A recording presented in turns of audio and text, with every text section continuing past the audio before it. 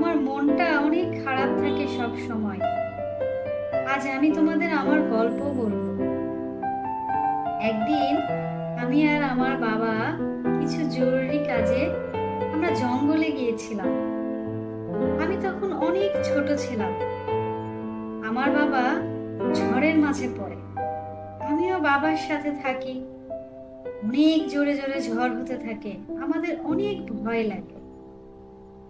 হঠাৎ গাছের একটা ডাল এসে আমার বাবার গায়ের উপরে পড়ে, আর ডালগুলো এত ভারী ছিল যে আস্তে আস্তে আমার বাবা ডাল চাপা পড়ে মরে যায়। আমাকে তখন বাবার কাছে যেতে দিল না, শুধু যাওয়ার আগে বাবা আমাকে এই হারটি দিয়ে গেল। বাবা বলে গেল যদি তার কাছে যায় আর একটা ডাল আমার গায়ে পড়তে পারে, তাই আমাকে দূরেই দাঁড়িয়ে থাকতে বলল।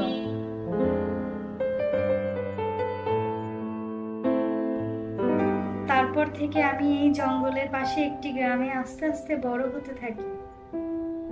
আমি আমার পরিবারের কাউকে খুঁজে পাইনি। ছোটবেলার কিছুই আমার মনে নাই।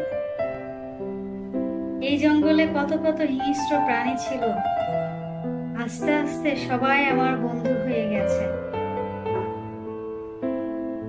আমি পাখি, ভেড়া, প্রজাপতি এদের সাথে সময় কাটাই।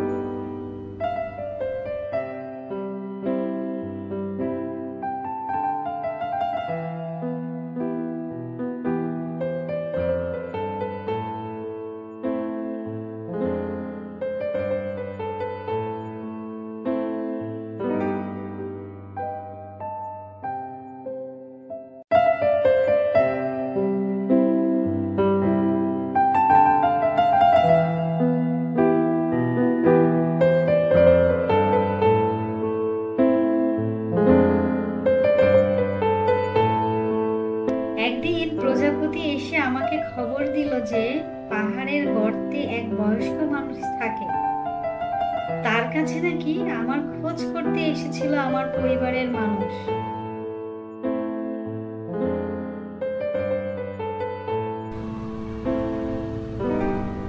এটা শুনে আমি ছুটতে ছুটতে সেই পাহাড়ের ঢালে চলে যাই। তখন সেই বৃদ্ধ মানুষটি আমাকে বলে, আমার চাচা আর আমার দাদি আমাকে অনেক দিন ধরে খুঁজছে, কিন্তু কোথাও খুঁজে পায় না। হঠাৎ তারা আজকে এই জঙ্গলের মধ্যে এসেছিল, কাল আবার এই জঙ্গলে আসবে তারা। দাদি, তুমি কি আমার দাদি? সত্যি তুমি আমার দাদি? এই তো আমরা এইখানে, তুমি আসো আমার কাছে। আজ আমার অনেক আনন্দ হচ্ছে। বাবা মাকে না পেলেও আমার দাদি আর চাচাকে আমি খুঁজে পেয়েছি এত বছর পর। ও দাদি!